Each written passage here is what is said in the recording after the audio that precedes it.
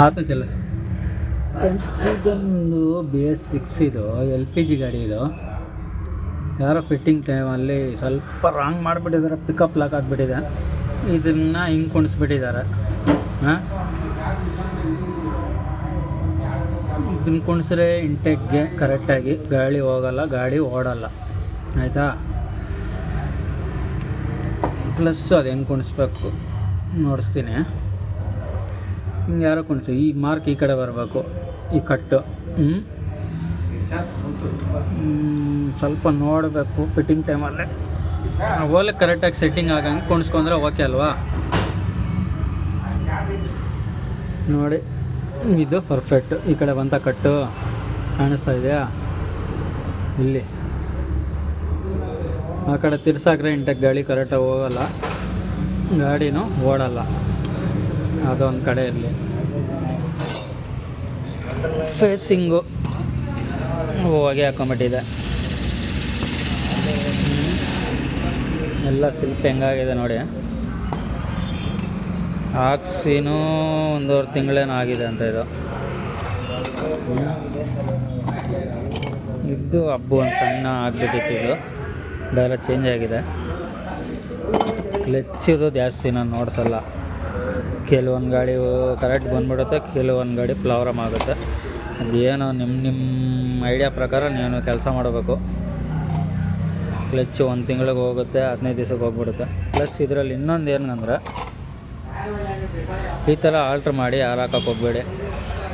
ಉದ್ದ ಮಾಡಿದಷ್ಟು ನಿಮ್ಮ ಫೇಸಿಂಗ್ ಲೈಫ್ ಬರೋಲ್ಲ. ಮಾಡೋಕ್ಕೆ ಹೋಗ್ಬೇಡ್ರಿ ಯಾರೂ. ಹೆಂಗಿರುತ್ತೆ ಕಂಪ್ನಿ ಮೆಥಡ್ ಹಂಗೆ ಮಾಡಿ. ಜಾಸ್ತಿ ಟೈಟ್ ಇದ್ದರೆ ಔಟ್ರ್ ಚೇಂಜ್ ಮಾಡ್ಕೊಳ್ಳಿ. ಈ ಥರ ಮಾಡಿ 1-2 ತಿಂಗಳು ಓಡಲ್ಲ ಫೇಸಿಂಗು, ಆಯಿತಾ. ಮತ್ತು ಇಷ್ಟು ದೂರದಿಂದ ಬಂದಿದೆ ಗಾಡಿ, ಪಿಕಪ್ ಪ್ರಾಬ್ಲಮ್ಗೆ ರೆಡಿ ಮಾಡಿ ಕೊಡ್ತೀನಿ ಅವ್ರಿಗೆ. ಏನಾಗುತ್ತೋ ನೋಡೋಣ ಮುಂದಕ್ಕೆ. ಮೈನ್ ಪ್ರಾಬ್ಲಮ್ ಇಲ್ಲೇ ಇದ್ದಿದ್ದು. ಡೌಟ್ ಆಗಿಬಿಟ್ಟಿದೆ ನಾನು ಇದು ಅಂತ. ಕುಣಿಸ್ಬೇಕು ಕ್ಲೀನಾಗಿ, ಹೋಲ್ ಕಾಣಿಸ್ಬೇಕು, ಅದು ಕರೆಕ್ಟಾಗಿ ಮ್ಯಾಚ್ ಮಾಡಿ ಅಲ್ಲಿ ಫಿಟ್ ಮಾಡಿ. ಹೆಂಗಂದ್ರೆ ಹೆಂಗೆ ತಗಲ್ಸಾಕ್ಬಿಟ್ರೆ ಹೆಂಗಾಗುತ್ತೆ ಕೆಲಸ. ಸರಿ, ಎಲ್ಲ ಆಯಿತು. ಫೇಸಿಂಗ್ ಎಲ್ಲ ಫಿಟ್ಟಿಂಗ್ ಆಯ್ತು. ಇದು ಟಾಪಿಟ್ ಎಲ್ಲ ಅಡ್ಜಸ್ಟ್ಮೆಂಟ್ ಮಾಡಿದ್ದೀನಿ.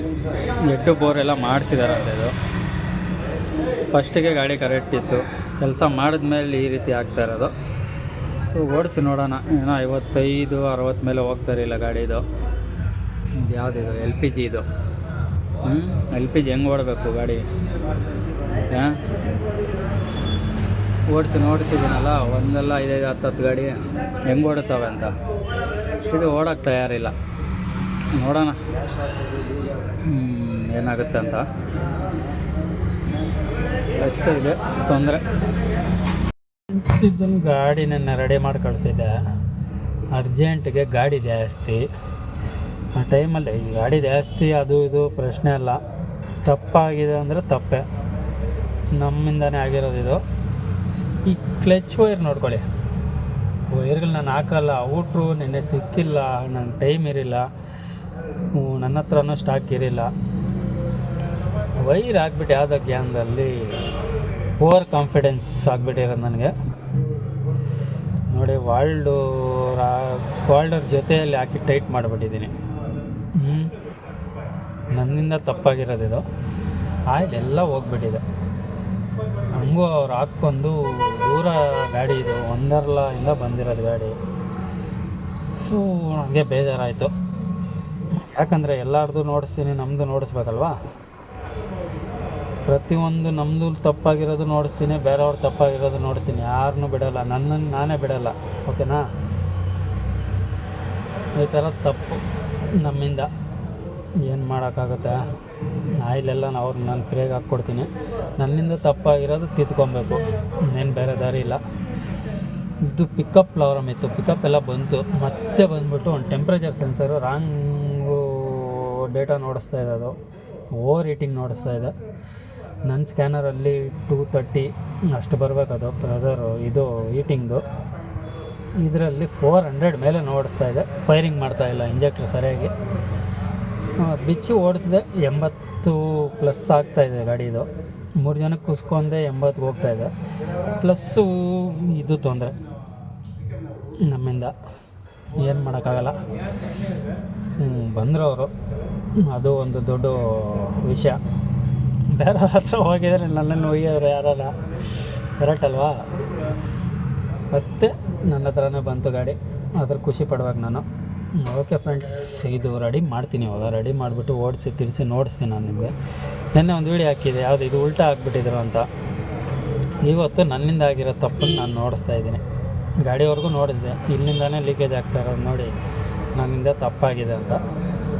ಓಕೆ ಆಗುತ್ತೆ, ಆದ್ರೇನು ಗಾಡಿ ನೋಡ್ಕೊಳ್ಳಿ, ಹುಡ್ಕೊಂಬರ್ಬೇಕು. ಅಲ್ಲಿಂದ ಇಲ್ಲಿ ಗಂಟ ಬರುತ್ತೆ ಅಂದರೆ ನಂಬಿಕೆ ಇದೆ. ಆ ನಂಬಿಕೆನ ನಾನು ಕೆಡ್ಸ್ಕೊಳಕ್ಕೆ ಹೋಗಲ್ಲ, ಮಾಡಿಕೊಡ್ತೀನಿ.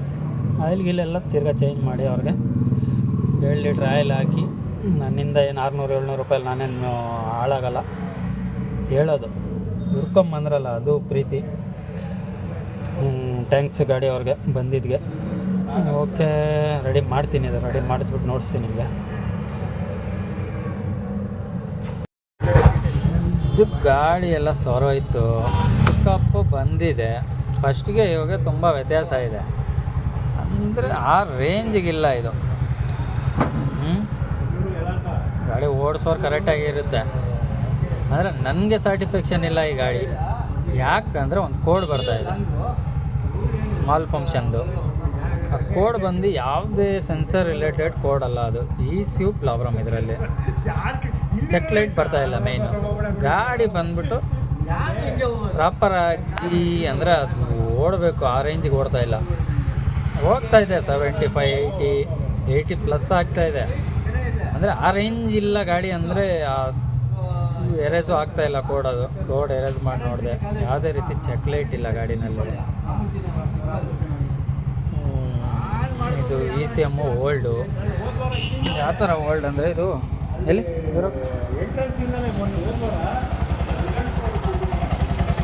ಈ ಥರ ECU ಇದು.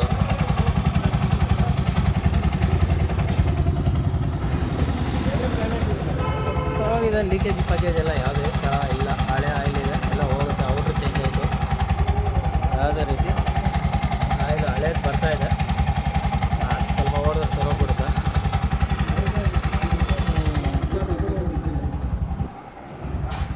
ಈಗ ಆ ರೇಂಜಲ್ಲಿ ಪಿಕಪ್ ಇಲ್ಲ ಗಾಡಿ. ಅಂದರೆ ಇದೇ 3 ಜನ ಹಾಕ್ಕೊಂಡು 80 ಹೋಗ್ತಾಯಿದೆ ಗಾಡಿ. ಅಂದರೆ ಇನ್ನೂ ಸ್ವಲ್ಪ ಅದು ಫ್ರೀನೆಸ್ ಇಲ್ಲ ಗಾಡಿನಲ್ಲಿ. ಆ ಮಾಲ್ ಫಂಕ್ಷನ್ ಕೋಡ್ ಹೋದರೆ ಫ್ರೀ ಆಗಿಬಿಡುತ್ತೆ ಗಾಡಿ. ಅದು P05 ಏನೋ ಬರುತ್ತೆ ಕೋಡೋದು. ಏನು ಕೋಡೋದು?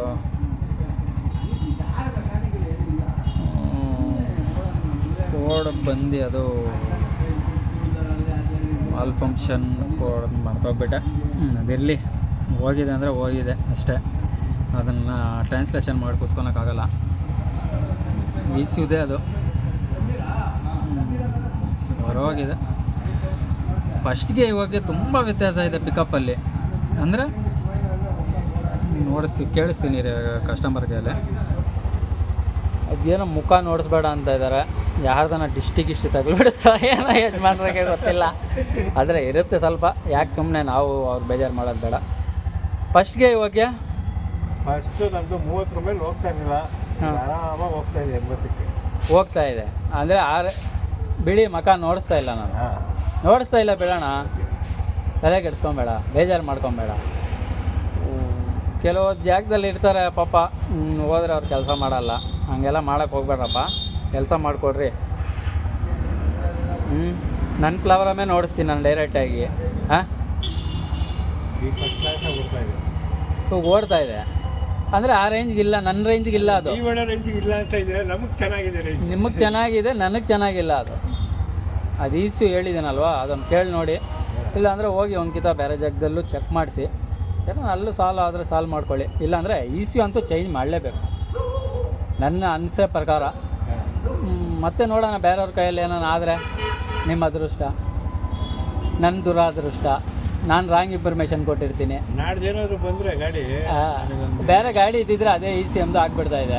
ಇಲ್ಲ ಅಂದರೆ ಮಾಮೂಲಿ ECM ಇದ್ದರೆ ಅದು ಕೋಡಿಂಗ್ ಮಾಡಬೇಕು ಬಿಡು. ಈ ಇದ್ರಿಗೇನು ಕೋಡಿಂಗ್ ಗಿಡಿಂಗ್ ಏನು ಬರೋಲ್ಲ, ಎತ್ತಾಗಲು ಸಾಕ್ಬೋದು, ಓಡುತ್ತೆ ಗಾಡಿ. ಹಾಂ ಸರಿ ಓಡಿಸಿ ನೋಡಿ. ಸರೋದ್ರೆ ಏನೋ ನಿಮ್ಗೆ ಸರೋಗಿದೆ ಅಂದರೆ ಓಡಿಸ್ಕೊಳ್ಳಿ. ನನ್ನ ರೇಂಜ್ಗಂತೂ ಅದಿಲ್ಲ. ನೀವು 80, 85, 90 ಎಲ್ಲ ಅಲ್ಲ, ಅದು ಕ್ರಾಸಾಗಿ ಹೋಗ್ಬೇಕು. ಅದು ಅದ್ರ ರೇಂಜು. ಯಾಕಂದರೆ ನಾನು LPG ಯಾವುದೇ ರೆಡಿ ಮಾಡಿದ್ದೀನಿ ಎಲ್ಲ ಕ್ರಾಸ್ ಆಗಿ ಹೋಗ್ತಾ ಇರೋದೆ, ಮುಲಾಜೆ ಇಲ್ಲ. ಅದಕ್ಕೋಸ್ಕರ ಹೇಳ್ತಾ ಇದ್ದೀನಿ. ಸರ್ಟಿಫಿಕೇಷನ್ ನಾನಿಲ್ಲ, ನೀವು ಆಗಿದ್ದೀರಾದ್ರೆ ಏನೋ ದೇವ್ರ ಗೊತ್ತು. ಸ್ಯಾಟಿಸ್ಫ್ಯಾಕ್ಷನ್ ಆಗಿದವ್ರು ಆಗ್ತದೆ. ಅಲ್ಲಿಂದ ನೀವು ಬಂದ್ರಿ, ವಾಲ್ಡೋರು ಮೇಲೆ ವೈರು ಹಾಕಿ ಟೈಟ್ ಮಾಡಿಬಿಟ್ಟಿದ್ದೆ, ನನ್ನ ತಪ್ಪು. ಓಕೆ, ಇಷ್ಟಿತ್ತು ಇದರದ್ದು ಗಾಡಿದು. ಏನು ಮಾಡೋಕ್ಕಾಗಲ್ಲ. ನೋಡೋಣ, ಐಸು ಚೇಂಜ್ ಮಾಡಿ. ಇಲ್ಲಾಂದರೆ ಅವ್ರು ಓಡಿಸ್ಕೊಳಂಗಿದ್ರೆ ಓಡಿಸ್ಕೊಂಡು ಕರೆಕ್ಟ್ ಇದ್ರೆ, ಇಲ್ಲ ಅಂದರೆ ಚೇಂಜ್ ಮಾಡೋಣ. ಇದು ಹಳೆ ಗಾಡಿ ECM, ಗಾಡಿದು ECM ಇದು. ಅದು ಬೇರೆ ಗಾಡಿ ECM, ಇದು ಓಲ್ಡ್ ECM. ಇದರಲ್ಲಿ ಏನು ಬರ್ತಾಯಿದೆ ಅಂದರೆ ಕೋಡು P0650 ಕೋಡು. ಈ ಕೋಡ್ ಬಂದುಬಿಟ್ರೆ ಯಾವುದೇ ರೀತಿ ಸೆನ್ಸರ್ ರಿಲೇಟೆಡ್ ಕೋಡೇ ಅಲ್ಲ ಅದು. ಬರಲ್ಲ. ಅದು ಬಂದ್ರೇನು ಅದನ್ನ ಮಾಡೋಕ್ಕೆ ತುಂಬ ಸೂಕ್ಷ್ಮವಾಗಿ ಮಾಡಬೇಕು. ಮತ್ತು ಈ ಬ್ಯಾಟ್ರಿ ಪ್ರಾಬ್ಲಮ್ ಇದ್ರೆ ಹಂಗಾಗುತ್ತೆ, ವೈರಿಂಗ್ ಸಮಸ್ಯೆ ಇದ್ರೆ ಹಂಗಾಗುತ್ತೆ. ಅದು ಯಾವುದೂ ಸಮಸ್ಯೆ ಇಲ್ಲ ಈ ಗಾಡಿನಲ್ಲಿ, ಎಲ್ಲ ಚೆಕ್ ಮಾಡಿ ಆಯ್ತು. ನಾನು ಲಾಸ್ಟಿಗೆ ಬೇರೆ ಗಾಡಿ ECM ಹಾಕಿದ್ದೆ, ಆ ಕೋಡು ಹೋಯ್ತು. ಗಾಡಿನೂ ಕರೆಕ್ಟಾಗಿ ಓಡ್ತಾಯಿದೆ. ಪಿಕಪ್ಪು ಲಾಕ್ ಆಗಿಬಿಟ್ಟಿದೆ ಗಾಡಿ ಈ ECMಲ್ಲಿ. 70 ಮೇಲೆ ತುಂಬ ಕಷ್ಟ, 70 ಮೇಲೆ ಹೋಗೋದು ಗಾಡಿ ಇದು. ಯಾಕಂದರೆ LPG ಇದು ಹೆಂಗೆ ಹೋಗುತ್ತೆ, 80, 90, 100 ಹಂಗೆ ಓಡ್ತಾನೆ ಇರಬೇಕಿದು. ಓಕೆ ಆಯ್ತು. ಇವಾಗ ECM ಒಂದು ಹಾಕಬೇಕು, ಸಿಗ್ತಾ ಇಲ್ಲ. ನೋಡೋಣ ಯಾವಾಗ ಸಿಗುತ್ತೆ, ಏನು ಸಿಗುತ್ತೆ. ಓಡಿಸ್ತಾ ಇರಲಿ, ಮತ್ತೆ ನೋಡೋಣ. P0650 ಕೋಡು. ಅದು ಕೋಡ್ ಬಂದರೆ ಇನ್ನು ಮುಗಿದ ಕತೆ, ಮೆಂಟ್ಲಾಗ್ಬಿಡ್ತಾರೆ.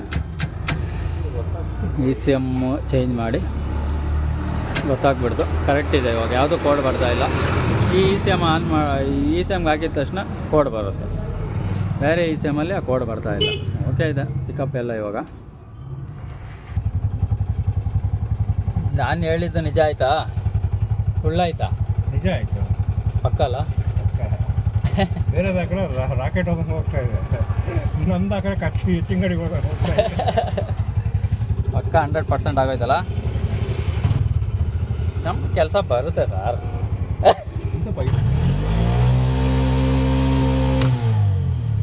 ಓಕೆ, ಇಷ್ಟಿತ್ತು ಇದರಲ್ಲಿ ಕಹಾನಿ. ಆಗಿದೆ.